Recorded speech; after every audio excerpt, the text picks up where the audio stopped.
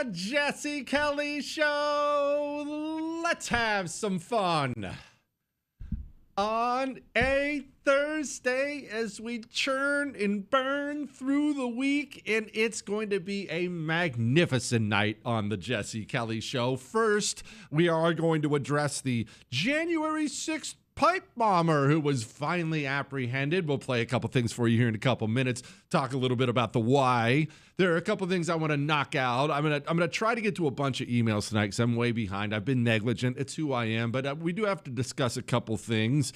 The lid is being blown off of the Somali fraud in Minnesota, and this story is getting deeper and deeper. I'm not so sure we're not going to see a politician go to prison. We'll talk about that at some point in time. More politicians clearly being politicians because they want access to the things rich people have. We have a police chief problem. Some guy swallowed a Fabergé egg whole. Oh, that's so much more coming up tonight on the world famous Jesse Kelly Show. And before I forget, tomorrow is Ask Dr. Jesse Friday, of course. So I need your questions emailed in now to jesse@jessekellyshow.com. All 3 hours belong to you on Friday, as always. Whatever's on your mind doesn't even have to be political. Jesse@jessekellyshow.com. Now, let's rewind, and I wouldn't think that I had to recap this, but I had a conversation with Ob this morning that leads me to believe I have to recap this. In fact, the conversation I had with Ob this morning brought home to me what a gigantic political nerd I am, and maybe you are, because I'm home with Ob, having a cup of coffee, we're messing around. Fred is, of course, there all over everybody. And I get word that they're about to have a press conference and announce the apprehension of the January 6th pipe bomber. And so I'm looking at my phone, sitting there looking at my phone, trying to get caught up on the news. And she asks what I'm looking at, and I tell her, and she said, "What pipe bomber?" Now, she's a pretty informed person. You know, she watches the news every now and then. She certainly is not one of these completely out of touch people, but it really brought home to me what a nerd I am. I looked at her, almost my head cocked to the side, and said, "What pipe bomber? Are you serious?" But that's probably the norm. It's probably the norm in this country. So a quick, hopefully 30-second backstory for you. I have the hiccups. Sorry, you're going to have to deal with that. On January 6th, the January 6th thing the Democrats claimed was an insurrection, which it wasn't. It was just a little protest that got a little spicy. Almost undoubtedly a government op, by the way, but we'll set that aside for now. There was an extra element to the story that added fuel to the Democrat fire, and that's going to be important for who this guy turned out to be. You see, Democrats, whether they did January 6th on purpose, meaning they caused it with FBI agents and antagonists in the crowd, or whether they did it on purpose or not, Democrats loved it. It was a huge moment for them. Why did they love it? Because Democrats are communists, and communists believe in arresting and killing their political opposition. They believe in using the powers of the state to do so. They always have, they always will. They believe in arresting and killing their political opponents. January 6th, all that bad footage, January 6th gave them the opportunity to do exactly that. But it needed some extra spice. I mean, the video was bad and people were getting roughed up and whatnot, but it needed something else to give it some juice. So they found that something else. Bombs. Pipe bombs. The second you say the word bomb, it elevates every other story, right? Every story. Well, there's a bomb? Oh my gosh, a bomb. It doesn't even have to have blown up. A bomb becomes a big deal. Mafia wars in this country have historically gone very, very bad for the mob in places like Cleveland and Philadelphia when they start using bombs. The public's more acceptable that some gangster gets shot in the back of the head. They kind of just accept that as being how it is. But you blow up one Cadillac in the street, and now the public is more interested and the FBI is coming for you. Bombs. And we had a bomber on January 6th. But it was very odd, you see. Washington, D.C., I don't know if you've ever been. I've always encouraged you to go with your family to take in the history there, the monuments and museums. But set that aside, I have been in D.C. I worked there for a year. I lived there for 1 year. You cannot miss all the cameras. It's wild when you get to Capitol Hill, anywhere around Capitol Hill, you know, where the Capitol building is and the congressional offices. There are cameras every freaking where. And it's not, these are just the ones you can see. They are on every street corner, on every building. You are on camera when you are there. So we had January 6th, and we had this pipe bomber who left pipe bombs at the RNC headquarters and DNC headquarters. Huh.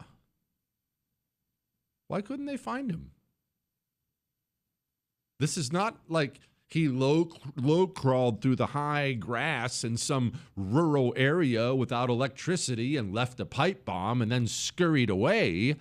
This guy, yeah, he was wearing a mask, of course, and a hood, but strolled right up on camera and left a pipe bomb at the RNC and DNC. And let me go ahead and clue you in on something I'm sure you already know, but it's very true, and it's something you should probably be aware of for the future when the government finally starts to come after all of us. There's a great line from a TV show I was watching one time where the guy says, "That phone you have, it's not a phone. It's a tracking device that makes phone calls." Your cell phone can be tracked at all times. You can be listened to through your cell phone. Did you know that? You can be listened to through your cell phone. Did you know that it's not just that they can track where your phone is now, you see, because your phone is constantly communicating with cell phone towers wherever you have cell phone service. They actually know where you've been if they choose to dig into it. Did you know that? Did you know it's a huge tool law enforcement uses to track people down? Because when they commit crimes, robbing a bank, whatever they happen to be doing, everybody, because this is the society we live in, everybody seems to carry their phone with them. Remember this? Remember this little story? This was on Tucker Carlson's show back in the day on Fox News. I've played it for you before. It's long, keep in mind, but I want you to listen to this because it's going to matter for this pipe bomber story. Remember this? We know that Google is tracking us. We agree to it when we set up our phones. So we wanted to figure out what exactly Google is learning about us throughout the day. So here's what we're going to do. We have two identical phones. The only difference between these two phones is this one is in airplane mode. Both of the phones lack a SIM card, and they haven't been set up to access any Wi-Fi networks. So for all intents and purposes, these phones have no connection to a data network. We're going to keep them with us throughout the day. And while I travel around D.C., we're going to figure out just what Google is finding out about me. To run our test, we had to do more than walk the block, so we took a tour around our nation's capital. First, due north to the Children's National Medical Center Hospital, then west to St. Albans School and the National Cathedral. Our tour around town was a 14-mile journey that lasted more than an hour. The entire time, the phones had no access to the internet, not a Wi-Fi connection, and not any cellular data service. Google's business model is simple. Collect data on its users and then use that data to sell targeted ads. It's a business model called surveillance capitalism. But does that critical data collection work even when your phones aren't connected? So we're back here at our Fox Bureau in D.C., and we've got both of our phones exactly how we left with them. So let's find out what they know. This is our man-in-the-middle device. It's basically a Wi-Fi network that these phones are going to connect to once we turn their Wi-Fi on. It's going to pass data through it on the way to Google, But on the way, we're actually going to get a copy of the same data that Google's going to get. We'll be able to decrypt it and then find out where we've been throughout the day. Within minutes, the numbers rolled in. The phone that wasn't on airplane mode registered more than 100 locations, 130 activities, and even 152 barometric readings. As soon as it hooked up to our Wi-Fi, it transmitted 300 kilobytes of data straight to Google. The phone even logged our exact locations, tracking us all around town, the Capitol, the hospital, the school, and the cathedral. The metadata has a time log down to the very second, tracking everything when they think that you're walking, riding, and yes, even getting out of the car. The phone with airplane mode activated actually logged more locations and activities than the other phone, and it also transferred hundreds of kilobytes of data to Google as soon as it was activated. Through complicated user agreements and free software, Google gets users to sign away their privacy for nothing. Every move you make, every step you take, Google is watching you. Did you know the January 6th pipe bomber had his phone on him? What took so long? We'll talk about that next.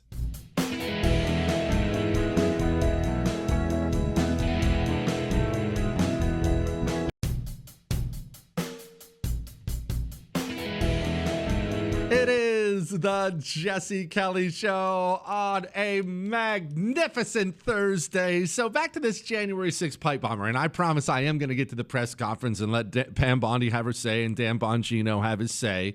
So I already told you that there's cameras everywhere, and as we just explained, cell phones know all. Not just where you are, where you've been, whether you were walking, driving. They know everything you've done. This information is available. So if you have some guy laying pipe bombs at the RNC and DNC, and this guy happens to be dumb enough to have his cell phone in his pocket while he's laying the pipe bombs, well, that's kind of a open and shut case. We even had reporters in the Biden or under the Biden administration. We had reporters tracking down the info, tracking down the cell phone tower info, right? But they ran into roadblocks every time they were tracking down this exact info. Oh, the information is muddled. Sorry. Too bad, so sad. Leave a voicemail. This one guy almost seemed protected. A level of protection not available to you, not available to me. In order to be protected like that, it almost requires government protection. Huh. Well, that's interesting. Now, let's hear from Attorney General Pam Bondi today. I'll let it play. The total lack of movement on this case in our nation's capital undermined the public trust of our enforcement agencies. This cold case languished for 4 years until Director Patel and Deputy Director Bongino came to the FBI. The FBI, along with U.S. Attorney Pirro and all of our prosecutors, have worked tirelessly for months, sifting through evidence that had been sitting at the FBI with the Biden administration for 4 long years. Let me be clear, there was no new tip, there was no new witness, just good, diligent police work and prosecutorial work. Huh. No new tip, no new witness. So the previous FBI had all this information? Deputy Director Dan Bongino got up, talked about it. The Director and the Attorney General emphasized that it was not a new public tip this came from. This was our internal work at the FBI. And I want to just really express my sincere gratitude to this Attorney General and this President for allowing us the latitude. I spoke with Ms. Bondi very early when we, maybe day 2, and I said, we're going to get this guy. And she said, yes, you are. And we did. No new tip. No new witnesses. Just looking at the evidence they already had. Now, that's great, by the way. Congratulations to Dan Bongino. Really happy for him. As you know, he's a friend. I know everyone gets mad at the FBI. I hate the FBI. I want the whole organization disbanded, but that doesn't change my opinion of Dan Bongino. But that aside, congrats to Dan. I'm curious, why didn't the last administration track down this guy? And look, we don't have to play these games. I want to move on. You know why they didn't. I know why they didn't. This guy was a dirty communist. He wasn't some MAGA Trump supporter. He's a dirty communist. The Biden administration almost undoubtedly knew who he was. So why wouldn't they go out and arrest this pipe bomber? The guy's a pipe bomber. He's a freaking terrorist. Why wouldn't you go out and arrest him and announce it? Because arresting a dirty communist for activities around January 6th would have destroyed the communist narrative they were using to justify throwing over 1,000 mostly completely innocent people in prison. It would have violated the narrative they were currently building. And so the Biden administration was so freaking evil, they buried all this stuff to avoid having to arrest a communist, because they wanted to do what communists have done since the dirty Soviets started the whole thing. They wanted to send the apparatus of the state. They wanted to send the guns and badges, the secret police of the state, after their political opponents, and they did. And they destroyed lives, and people got sent to prison, and people killed themselves. And it was just the worst, most evil freaking thing ever. And I'm sure there are January 6ers listening right now who've been through hell. And again, I will say I am sorry for what the evil state apparatus did to you. The Biden administration clearly knew who this guy was, and they didn't hunt him down, because it would have blew up the whole narrative they built. I remain convinced, as I always have, January 6th was a government operation designed to give the government the justification it needed to do what it always wanted: arrest right-wingers. We'll move on now. I don't want to get myself mad. In fact, I'm going to do some emails.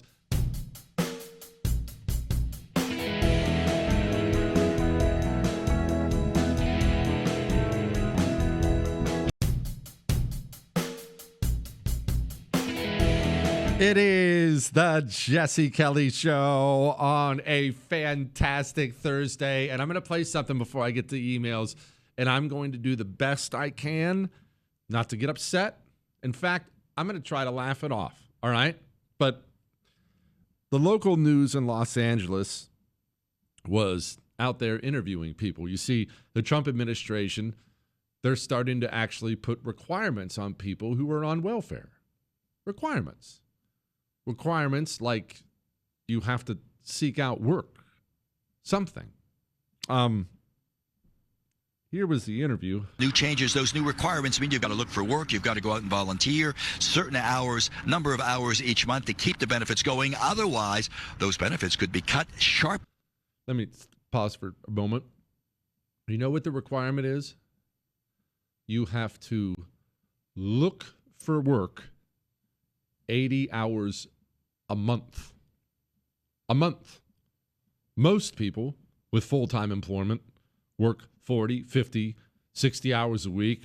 I know there are many people listening right now who have to work more than that or choose to work more than that, but that's a week.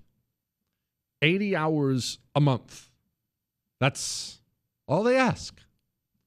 Get off your fat butt and go look for work 80 hours a month.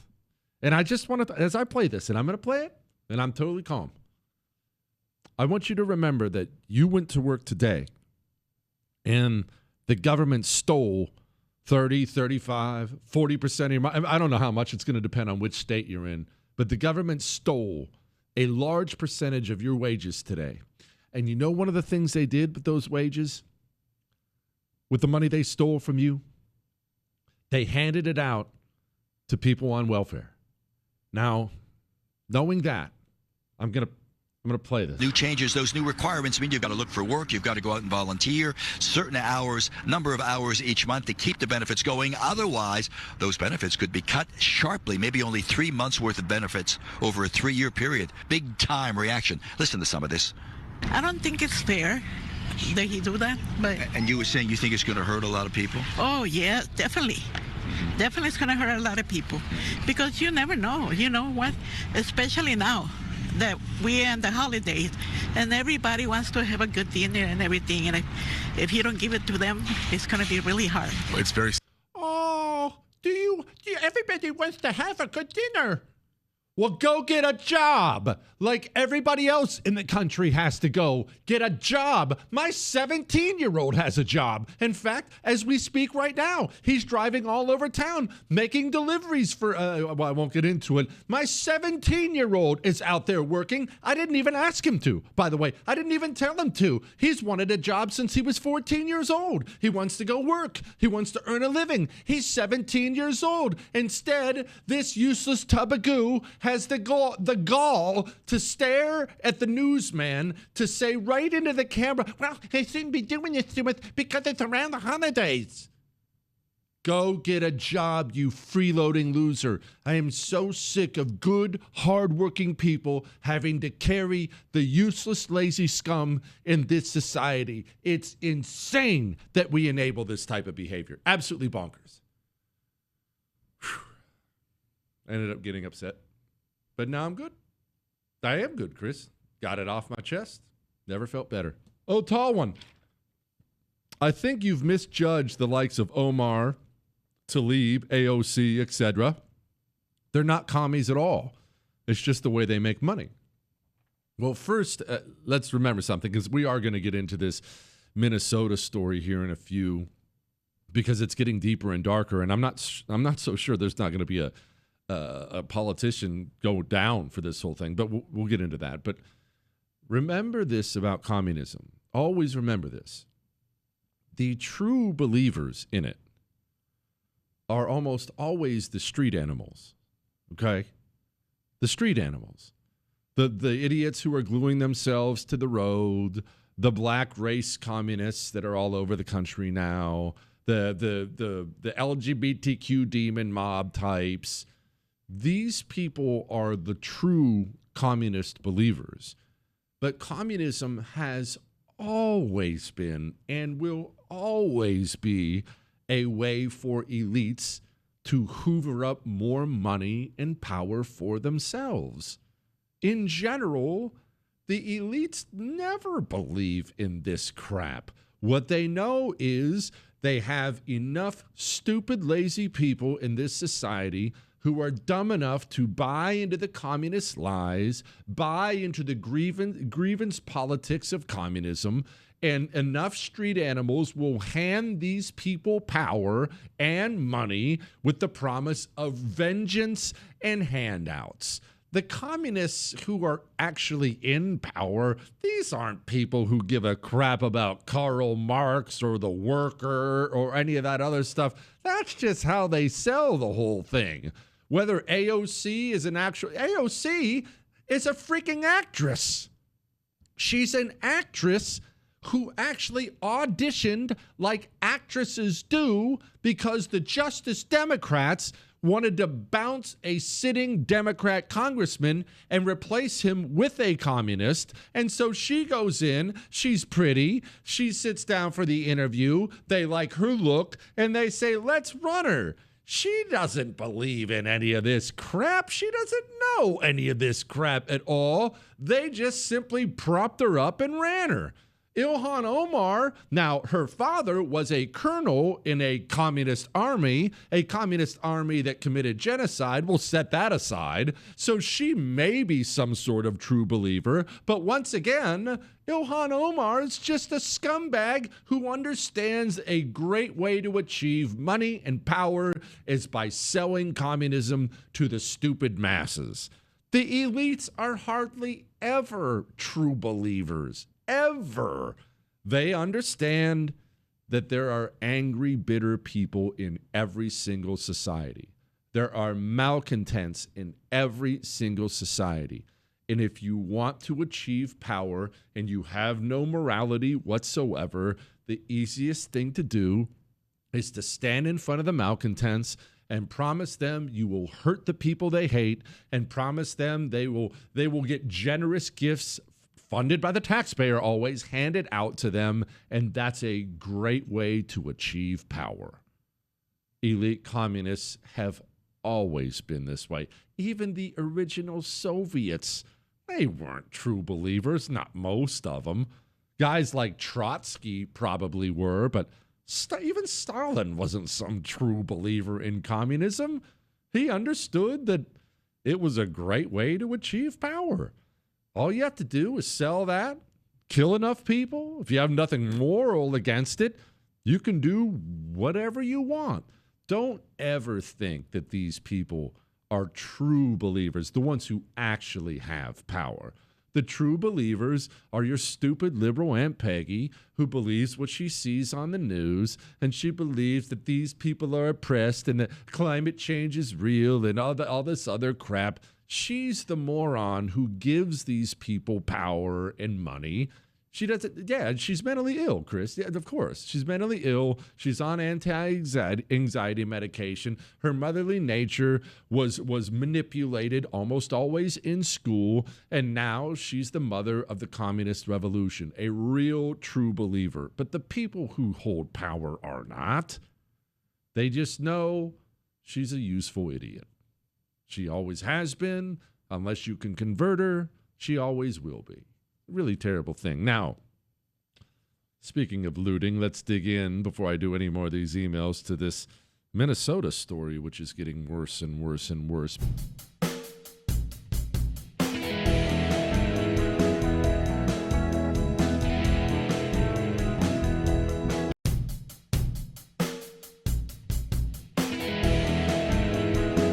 It is the Jesse Kelly Show on a magnificent Thursday. Remember that tomorrow is Ask Dr. Jesse Friday, and you need to get your questions emailed in right now to jesse@jessekellyshow.com. They're already starting to pile up. It's fantastic.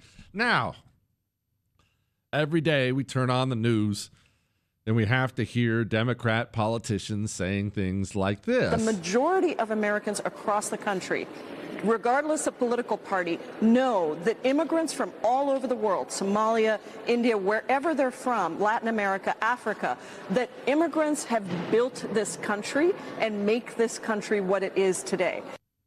Constantly, Americans are beaten over the face with this ridiculous lie that immigrants built the country. You poor, stupid Americans. You're lazy, worthless slobs.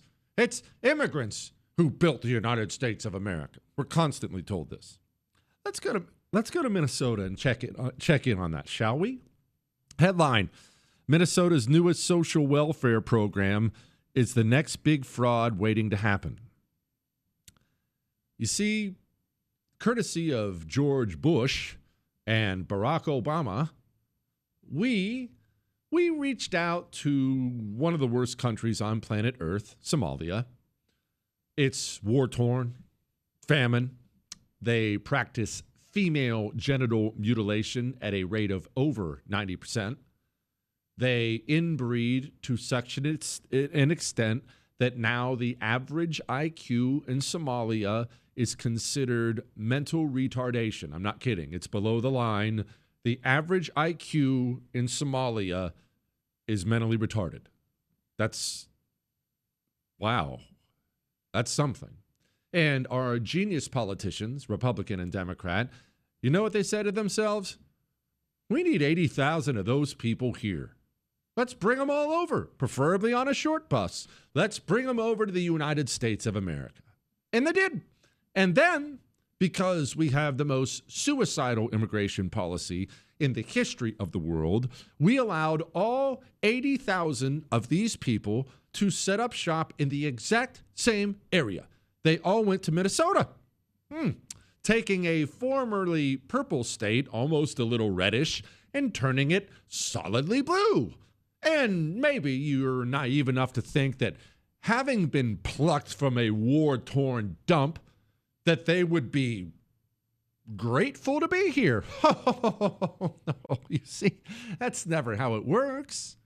It's never how it works.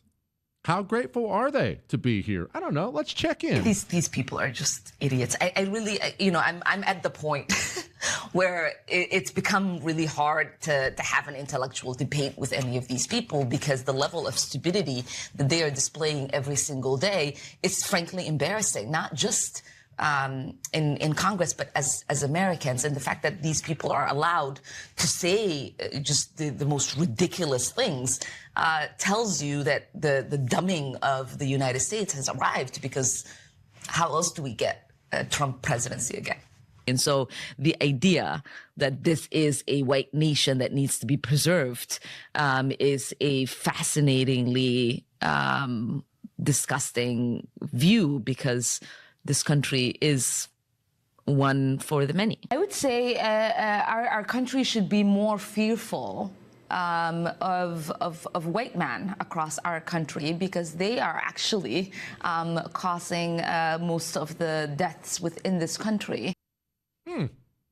She doesn't sound very grateful. Wow. But surely, I mean, okay, she's not grateful.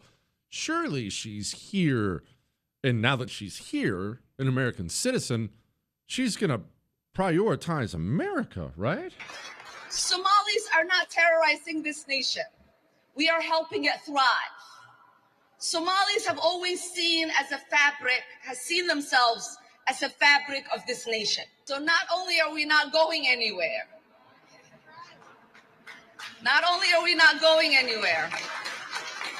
we are not going to allow anybody to make us feel less Minnesotan or less American. ilhaan dawladda Mareykanka inaan la hadashid waaye dawladda Mareykanka maxay ka qabanaysaa?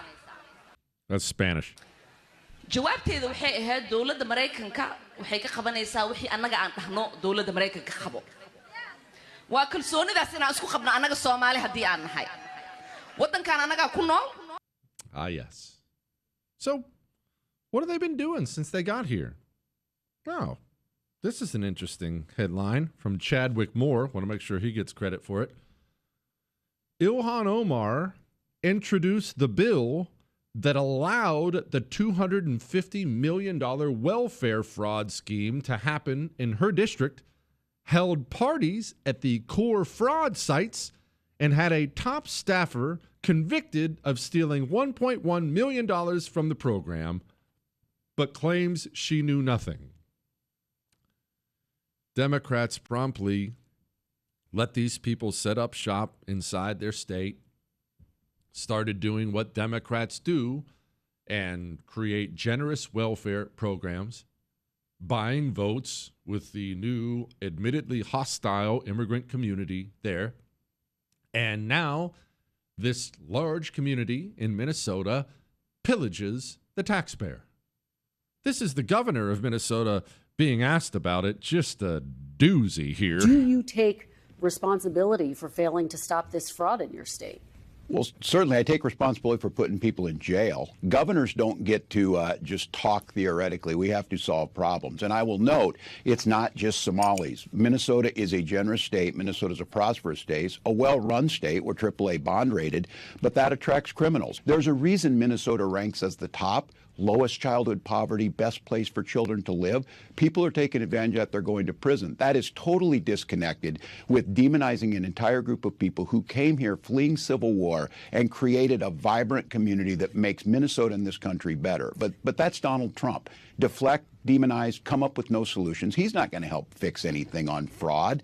My God, there's a big difference between fraud and corruption is something he knows about. Why do you think Democrat states won't hand over the SNAP information to the federal government? Because Democrats open up the public treasury to all their various constituents and let them pillage it without end. And the Somali community in Minnesota has done exactly that. They do that because that's how you do government in Somalia. You steal everything you possibly can, and they brought that over here. It's just a miracle they were smart enough to pull it off. Horrible. Freaking horrible. What we've allowed happen to this country, the way we've allowed foreigners to come in here and pillage this place. It drives me up the freaking wall.